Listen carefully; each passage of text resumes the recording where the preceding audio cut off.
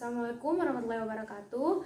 Nama saya Dwi Melinda, stambuk C30119146. Di sini saya akan membahas mengenai definisi auditing. Auditing atau audit adalah sebuah pemeriksaan yang dilakukan secara kritis dan juga sistematis, di mana pihak yang melakukan bersifat independen terhadap laporan keuangan yang telah disusun oleh manajemen serta catatan-catatan pembukuan dan bukti pendukung. Tujuannya agar bisa menunjukkan pendapat mengenai kewajaran dari laporan keuangan tersebut.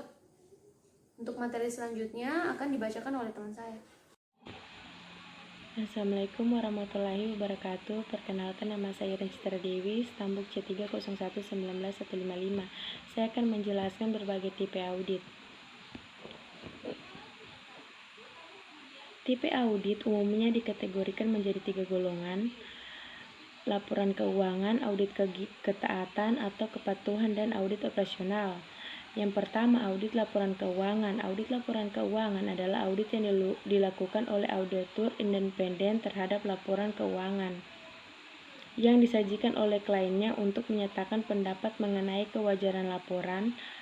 Dalam audit laporan keuangan ini, auditor independen menilai kewajiban laporan keuangan atas dasar kesesuaian dengan prinsip akuntansi diterima umum. Yang kedua, audit kepatuhan atau ketaatan. Audit kepatuhan atau ketaatan adalah audit yang tujuannya untuk menentukan kondisi atau peraturan yang sesuai dengan hasil audit kepatuhannya umum dilaporkan kepada pihak yang berwenang. Membuat kriteria audit kepatuhan banyak dijumpai dalam pemerintahan. 3. Audit operasional atau operational audit. Audit operasional merupakan review secara sistematik kegiatan organisasi atau bagian daripadanya dalam hubungan dengan tujuan tertentu. Audit operasional adalah untuk mengevaluasi kinerja, mengidentifikasi kesempatan untuk meningkatkan, dan membuat rekomendasi untuk perbaikan atau tindakan lebih lanjut. Akan dilanjutkan oleh teman saya. Assalamualaikum warahmatullahi wabarakatuh. Nama saya Jerifan Kamarudin Rauf, stambuk C301-19035. Saya akan menyambung presentasi dari teman saya. Tipe auditor. Auditor dapat digolongkan menjadi 3 golongan.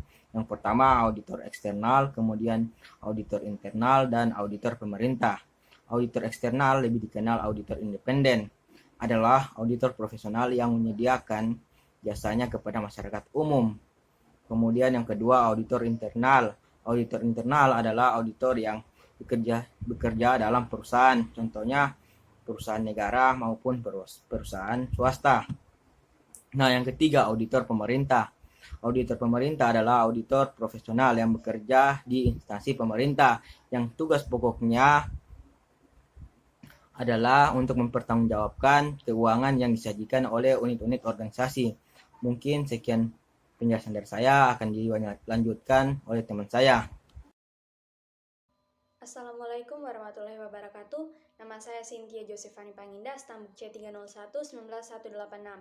Di sini saya akan menjelaskan mengenai jasa yang diberikan oleh kantor akuntan publik. Jasa yang diberikan oleh kantor akuntan publik terbagi atas 2. Yang pertama yaitu jasa atestasi, yang kedua yaitu jasa non-atestasi.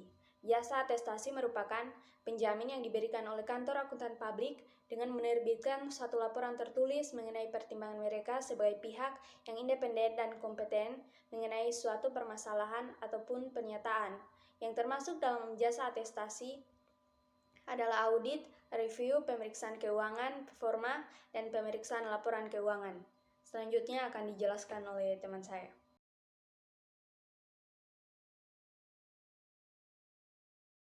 Assalamualaikum warahmatullahi wabarakatuh. Saya Taskira Altida Savano, nomor stambuk C301-19174. Baiklah, selanjutnya saya akan melanjutkan presentasi, yaitu tentang jasa non-atestasi. Jasa non-atestasi merupakan jenis jasa di mana akuntan publik tidak memberikan pendapat, ringkasan temuan, keyakinan negatif, atau bentuk lain opini pribadi. Jenis jasa non-atestasi yang dihasilkan oleh akuntan publik berkaitan dengan akuntansi, keuangan, manajemen, kalkulasi, dan perpajakan. Jasa perpajakan di sini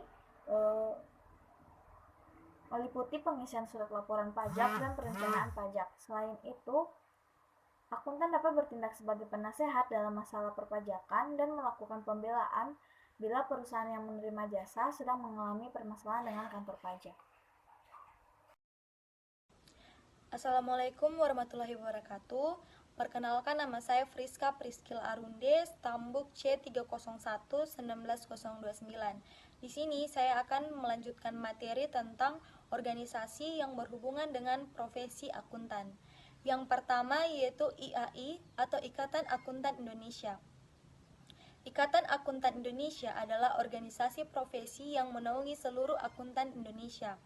Organisasi ini memiliki sejarah yang panjang yang berdiri pada tanggal 23 Desember tahun 1957. Dari IAI inilah lahir PSAK, Kode Etik Profesi, dan hal-hal yang terkait dengan profesi akuntan di Indonesia. Yang kedua yaitu IAPI, adalah Institut Akuntan Publik Indonesia yang merupakan asosiasi profesi akuntan publik Indonesia. IAPI ini berwenang untuk menyelenggarakan ujian profesi akuntan publik, penyusunan dan penetapan standar profesional dan etik akuntan publik, serta menyelenggarakan program pendidikan berkelanjutan sekaligus peninjauan mutu akuntan publik. Yang ketiga yaitu IAMI, adalah Institut Akuntan Manajemen Indonesia yang merupakan organisasi untuk meningkatkan kesadaran akuntansi manajemen yang mencakup pekerjaan dalam pengambilan keputusan, perencanaan, dan posisi kontrol. Aturan dalam menjamin kualitas jasa audit.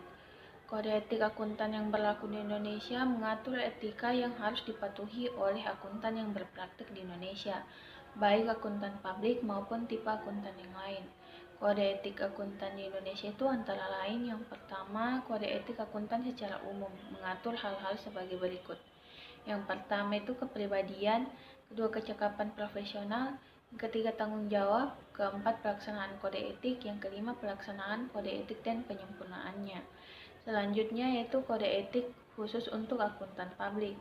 Yang pertama itu kepribadian, kedua kecakapan profesional, yang ketiga tanggung jawab kepada klien, keempat tanggung jawab kepada rekan seprofesi, yang kelima tanggung jawab lainnya. Yang ketiga penutup. Hanya berisi suatu pasal yaitu mengatur tanggal berlakunya kode etik akuntan Indonesia.